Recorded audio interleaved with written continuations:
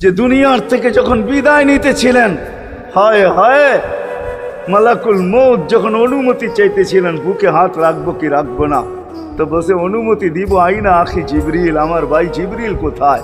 তো বলছে দেখা আসছি ফি সামাইল উলা, প্রথম আকাশে। একটু পরে উনি সালাম দিয়া ঢুকছেন, ওনার চোখে পানি ছিল। তো বলছে আপনি কাঁদেন কেন? বলে আজকেই এলপিআরে চলে যাব, আর কোনোদিন ওহির বাহক হয়ে জমিনে আসবো না।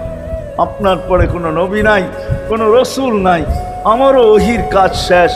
ওহির সুবাদে কখনো কখনো নৈকট্যময় জায়গায় চলে যেতাম, আজ থেকে আর যাওয়া হবে না। আমার চোখে পানি। দীর্ঘ ১.৫ লক্ষ নবী, ৩১৩ জন রসুলের কাছে আমি নিয়ে আসছি। আজকে শেষ দিন, এই জন্য চোখে পানি।